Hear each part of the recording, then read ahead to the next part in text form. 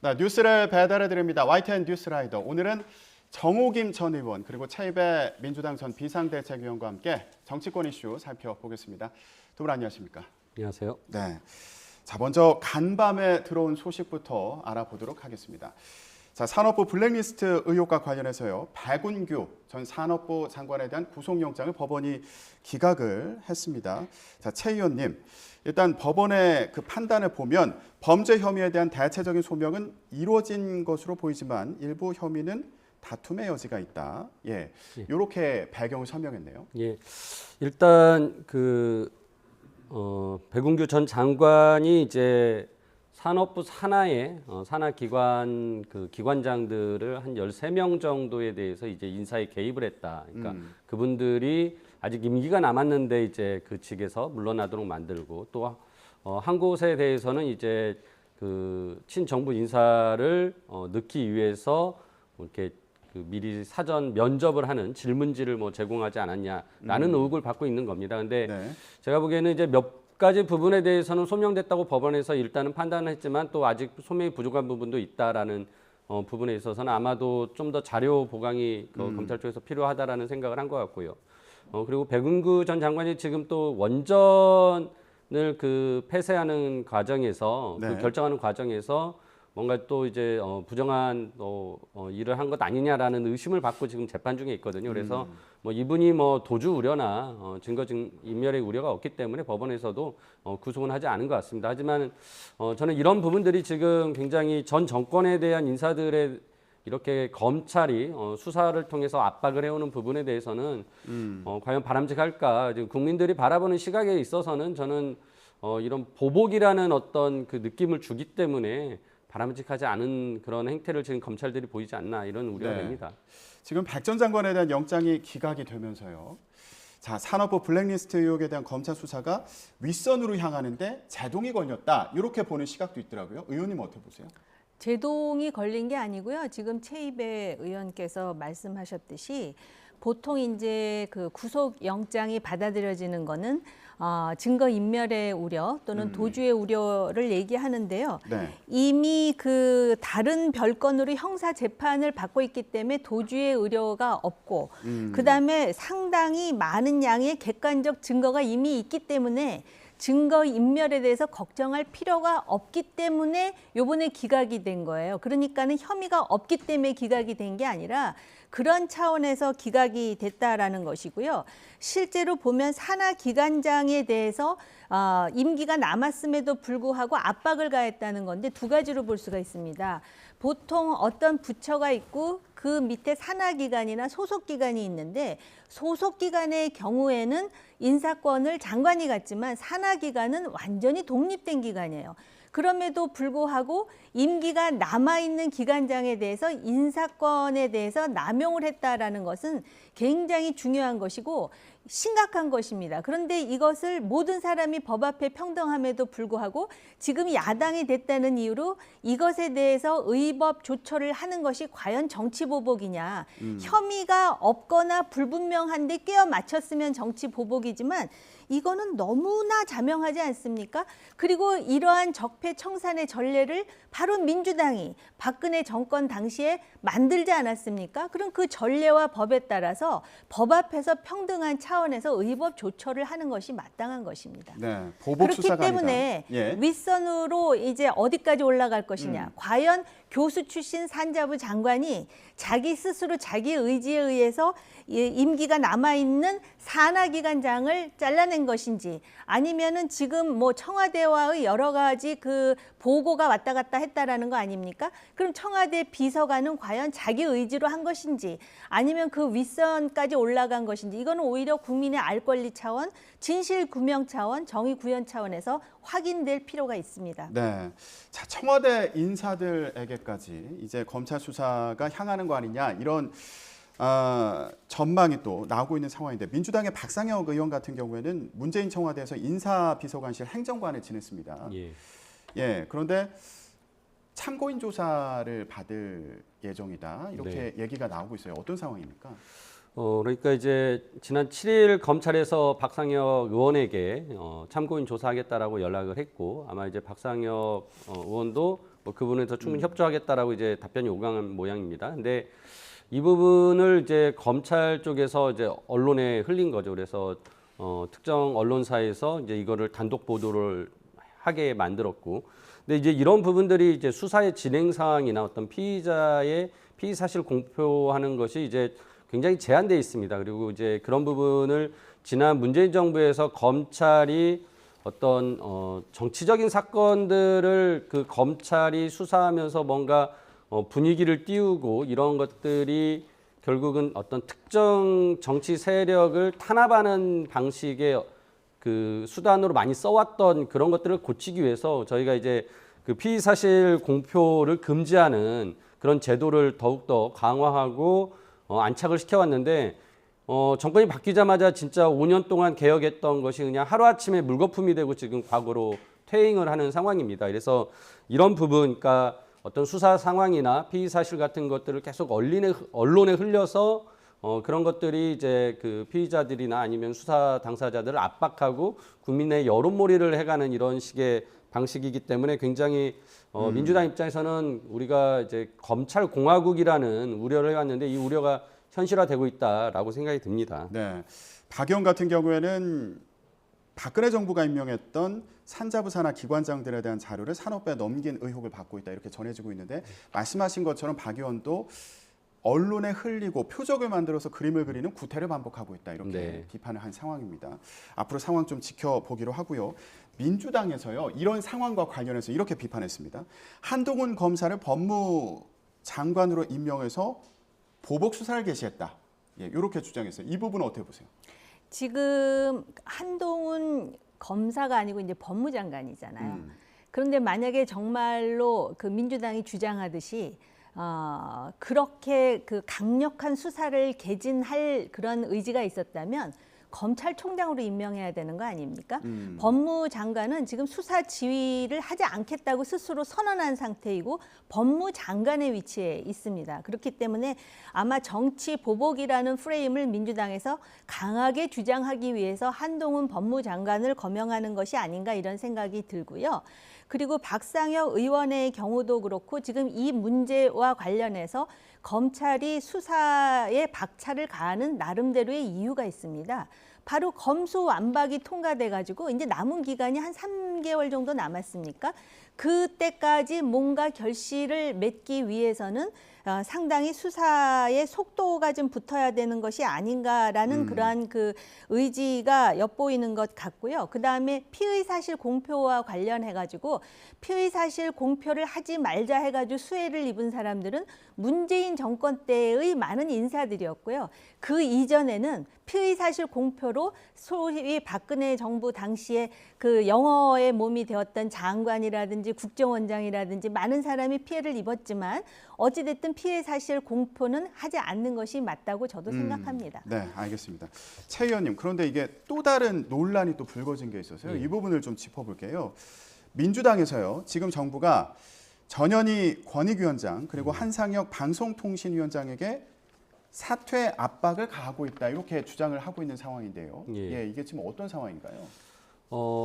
이미 이제 국무위원으로서 그 국무회의에 참석할 수 있는 꼭 대상은 아니지만 이분들이 그동안 꾸준히 국무회의에 참석해 왔고 국무회의에서 당연히 그렇게 참석하면 또 의견을 개진할 수 있는 그런 이제 자격을 가진 분들이거든요. 장관급으로서. 근데 이제 이분들에게 아예 그 오지 말아라, 국무회의 오지 말아라라고 했고, 또한 이제 전현희 위원장에게 이제 물러나라는 연락도 왔다는 거 아닙니까? 그래서 이제 전현희 위원장 역시 그 부분에 대해서 인정을 하고 있는 것으로 알고 있고요. 그러니까 이제 이것뿐만 아니라 솔직히 그 3월달에 정권 바뀌고 나서 바로 소위 윤핵관이라고 했던 지금은 이제 원내대표이신 권선동 의원이 김호수 전 검찰총장에게 스스로 거취를 결정해야 되는 거 아니냐라고 아예 공개적으로 방송에서 나와서 얘기까지 했거든요. 그러니까 그런 부분들이 결국은 사퇴 압박하고 일맥상통한 부분들입니다. 그러니까 현 정권에서도 똑같이 그런 일을 하고 있어요. 그러면서 마치 전 정권에서 그렇게 했었던 부분들이 굉장히 불법적인 것으로 지금 몰아가고 있는 모양새거든요. 그래서 이런 부분들이 굉장히 우려가 되는 것이고 윤석열 그 지금 대통령이 이제 후보 당시에도 지난 2월달에 중앙일보에서 인터뷰를 했을 때 이런 질문이 있었죠. 전 정권에 대해서 수사를 할 것이냐 그랬더니 해야죠. 되어야 합니다. 이렇게 얘기를 했거든요. 그러니까 굉장히 그때부터 이제 이 수사 전 정권에 대해서 뭔가 보복을 하겠다라는 마음을 그때부터 가지고 있었다라는 게 이제 알려진 거고 그때 이제 대선 기간에 논란이 되지 않았습니까? 이제 이런 측면에서 그때 또 한 말씀이 이런 수사를 하게 되면 시스템에 따라서 한다라는 얘기를 했어요. 그러니까 그 시스템을 만든 거죠. 한동훈 법무부 장관을 임명해 놓고 지금 검찰총장을 임명하지 않고 있습니다. 그 자리를 역할을 어떻게 보면 한동훈 법무부 장관이 거의 하고 있다라고 보여질 만큼 지금 국민들은 보고 있거든요. 그래서 이런 부분들 결국 개별 수사의 사건에 대해서 수사지휘를 한동훈 법무부 장관이 하진 않겠지만 어떤 수사를 하게 되는 이런 분위기를 만들거나 흐름을 만들어내는 데는 충분히 역할을 할 것이다라고 생각이 듭니다. 네. 직접 수사 지휘는 하지 않더라도 그런 분위기는 만들 수 있다 이렇게 말씀하셨는데. 지금 최이배 의원께서 국민들이 보고 계시다 그랬잖아요. 바로 그 국민들이 전 정권에서 어떤 일이 있었는지 알고자 하고요. 그리고 그 의혹과 관련해서 그 의혹을 깨끗이 풀어주기를 원하는 국민의 열망이 있다라는 말씀을 전제로 우선 전현희 위원장이 네. 사퇴 압박을 받았다 그러는데 그럼 구체적으로 누가 사퇴 압박을 했다라는 것인지를 분명히 밝히고 정말로 그런 일이 있으면 이것 자체도 의법 조치가 돼야 되겠죠.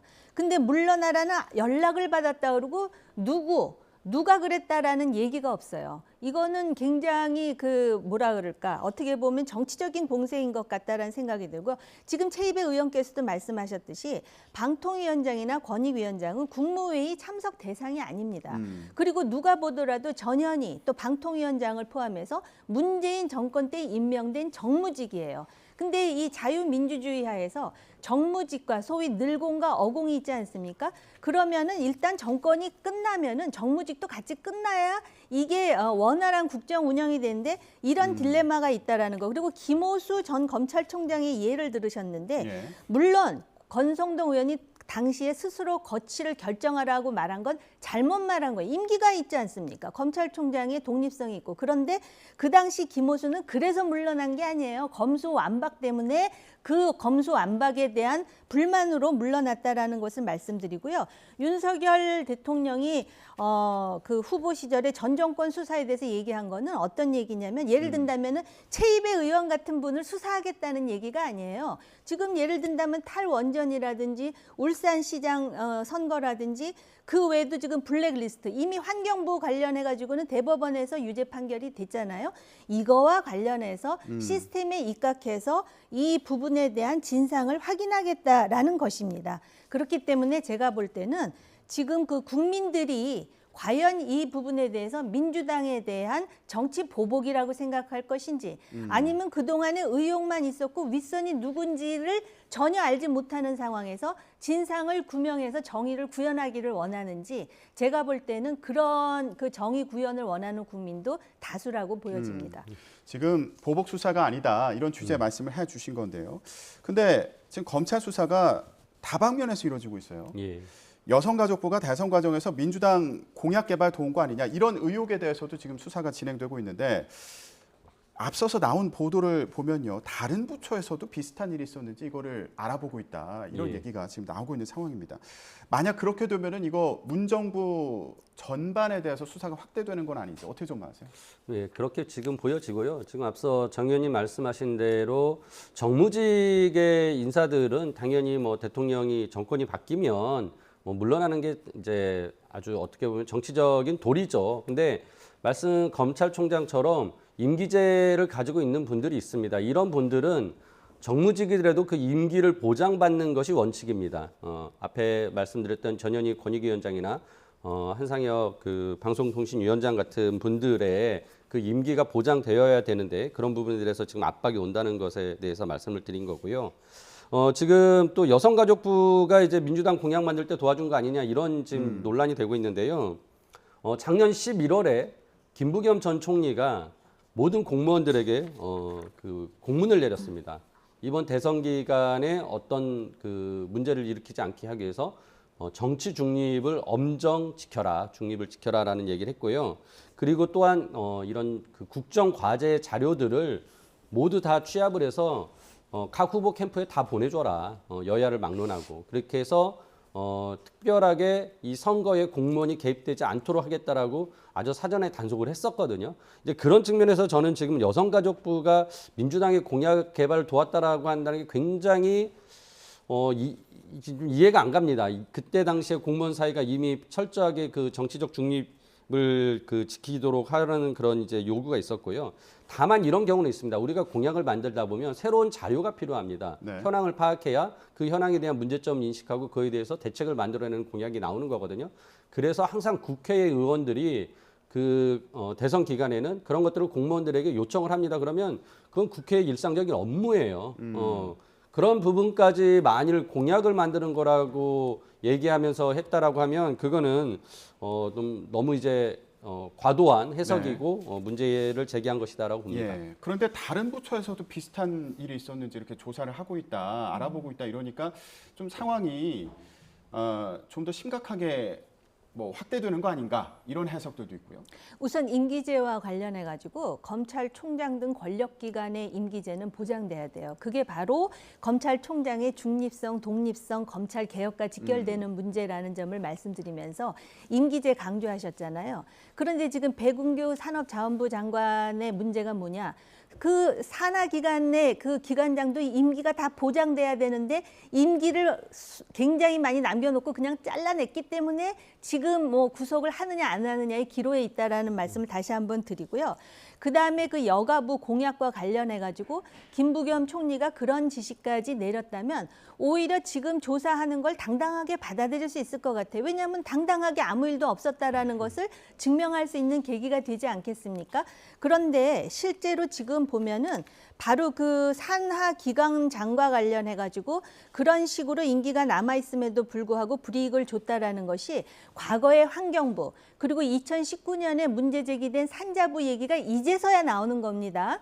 그리고 또 교육부라든지 통일부 얘기도 나오거든요. 그런데 과연 어느 정도까지 전방위로 지난 정권에서 그런 식의 어떤 그 직권 남용과 권리 행사 방해가 있었는지를 살펴보는 거는 지극히 자연스러운 일이에요. 왜냐하면 법에 의해서 하는 일이기 때문에 그렇다고 생각을 합니다. 네, 알겠습니다. 자, 저희가 지금 정치권에 불고 있는 검찰의 수사 관련해서 얘기를 좀 해봤는데 또 오늘 주요 이슈가 바로 경제정책입니다. 예. 자, 의원님께 여쭤보고 싶은 게 의원님도 장 직접 보러 다니시죠? 어떠세요? 네. 예, 요즘 물가 좀 체감하기에 어떠세요? 장바구니 물가 때문에 아마 주부들이 굉장히 고통스러울 것 같고요. 지금 조금 전에 이제 경제 위기를 말씀하셨는데 미국에서 자이언트 스텝 그러면 네. 아마 그 여파는 우리한테 엄청날 거예요. 뭐 당장 환율의 문제도 있겠지만 금리라든지 물가가 올라가면은 영끌 해가지고 주식 사고 집 산 젊은이들서부터 시작해가지고 이 고통이 이루 말할 수가 없습니다. 그렇기 때문에 지금 오늘 당정대 회의를 통해서 물가를 안정시키고 취약 계층들을 보호하고 그다음에 법인세를 인하하고 뭐 여러 가지 조처를 내리는데요. 사실은 이거를 하기 위해서는 초당적인 협력이 필요해요. 또 국회의 절차가 필요한 것도 있고. 그런데 지금 정치권이 완전히 냉랭해진 상황에서 과연 이 위기를 어떻게 극복할 것인지 당장 제가 시장 보면서 장바구니 물가도 걱정스럽지만은 사실은 거시적인 차원에서 그것부터 이루어져야 된다. 바로 그 부분에서 지금 거대 의석을 가진 야당이 상당히 많이 협조해줘야 될 거라고 생각해요. 네. 물가 오름세가 심상치 않다. 지금 미국도 그런 상황이다 보니까 기준금리를 0.75%포인트 올리겠다. 오늘 이제 이런 발표가 나온 그런 상황이거든요. 예. 근데 오늘 오후에요. 윤석열 정부 경제정책 방향이 발표가 되지 않습니까? 예. 지금 우리 경제가 금리, 물가, 환율까지 삼고 위기다 이런 평가가 나오고 있는 상황인데 방향을 좀 어떻게 잡아야 된다고 보세요? 일단 경제정책 방향 자체는 이제 굉장히 좀 거시적인 측면에서 큰 틀을 얘기하는 것 같습니다. 그래서 이미 나온 내용들을 보면은 지금까지 경제 운영을 좀 더 민간 중심으로 시장 중심으로 가겠다라는 내용들이 나오고요. 그다음에 공공노동, 교육, 금융 서비스 분야에 이제 개혁을 더 많이 추진하겠다라는 얘기가 있었고 그다음에 과학기술 산업혁명이나 인구위기 대응 등 미래 구조 전환에 대한 대비를 하겠다. 그리고 이제 취약계층에 대한 좀 지원들을 더 많이 하겠다라는 얘기들이 이제 이미 흘러나온 얘기들입니다. 그래서 뭐 이 범위를 벗어나지는 않을 것 같은데요. 지금 당장에 이제 물가나 이 경제 위기를 어떻게 극복할 것이냐를 했을 때 참 솔직히 명확한 어떤 해결책을 제시하기가 참 어렵습니다. 이미 이제 이 물가가 뭐 우리 대한민국만의 문제가 아니라 전 세계적인 문제이고, 그리고 이 모든 상황들이 공급 측면에서 발생하는 것이기 때문에 우리나라 혼자 뭐 노력한다고 해서 이거를 해결될 수 있는 문제가 아니거든요. 그래서 당연히 지금 미국에서 0.75%의 이제 자이언트 스텝으로 금리를 굉장히 급격히 이제 올렸는데 이게 28년 만에 이렇게 올린 겁니다. 이런 사례가 굉장히 오래전 일이었죠. 그러니까 그런 상황을 저희 대한민국도 이제 어떻게 보면 따라갈 수밖에 없는 거죠. 우리나라도 결국은 금리 인상을 할 수밖에 없는 상황에 이제 몰려가는 것이고요. 이런 과정에서 가장 중요한 부분이 결국 이게 이제 경제의 어떤 그 침체를 가져올 수 있습니다. 그래서 경기 둔화에 대한 분위기가 있기 때문에 이거를 다시 또 어떻게 경제 활성화를 하기 위한 방안들을 마련할 것인가. 앞서 정 의원님 말씀하신 대로 이 부분은 정부가 굉장히 주도적인 또 역할을 할 수밖에 없겠지만 결국은 제도적인 보완이나 법률적인 부분은 국회에서 협조를 해야 되기 때문에 빨리 원구성을 마치고 국회가 제대로 일을 해야 된다고 저도 생각합니다. 간단히 하나만 여쭤볼게요. 법인세 인하 가능성이 언급이 되기도 했거든요. 이게 네. 물가 안정과 관련해서 이 법인세를 낮출 가능성이 있다 이런 얘기들이 나오는데 이게 무슨 의미가 있는 근데 겁니까? 이제 간단히만요. 법인세라는 것도 기업의 비용이기 때문에 기업의 비용을 낮춰주면 그만큼 가격이 떨어지지 않겠냐라는 얘기를 하는데요. 솔직히 그 법인세로 인한 그런 가격의 변동 요인은 거의 없다라고 보시면 되고요. 법인세를 낮춘다고 해서 또 투자가 많이 늘어난다라는 것은 이미 학술적으로 굉장히 증명되지 않은 내용이다라는 또 의견들이 많습니다. 그래서 굉장히 저희 경제학계에서 오히려 이런 좀비 돌리다라고 하거든요. 그러니까 세금을 낮추면 투자가 늘어난다라는. 그래서 저는 이런 부분은 좀 바람직하지 않고 오히려 취약계층에 대한 어떻게 지원할 것이냐 되는 부분들을 더 만들어내야 된다고 생각합니다. 알겠습니다. 자, 오늘 아침 일찍부터 금융 관련된 이제 기관의 수장들이 모여가지고 대책을 논의를 했고요. 그리고 어제는 이제 당정된 회의가 또 있었고 오늘 오후에 그와 관련해서 경제정책 방향이 발표가 되는데 국회에서는 이런 상황에서 어떻게 대응할 수 있는 겁니까? 예를 든다면은 얼마 전에 그 화물연대 파업이 있었잖아요. 근데 결과적으로는 그 노조가 원하는 쪽으로 이제 일단락을 시켰어요. 소위 안전운임이라는 거. 그랬는데 사실은 지금 이게 다 연동이 돼요. 조금 전에 법인세 말씀하셨잖아요. 당장 법인세를 낮춘다 그래서 물가 안정에 순기능을 하지는 못하겠지만 법인세를 다른 나라와 비교해 볼 때도 OECD 국가와 비교해 볼 때도 법인세가 높아요. 그러니까 이걸 낮춰줘서 기업이 좀 투자를 하게 해서 많은 고용 창출이 돼서 그래서 솔직히 뭐라 그럴까요? 그 물건을 살 수 있는 구매력을 좀 향상시킨다라는 그런 선순환을 얘기하는 거거든요.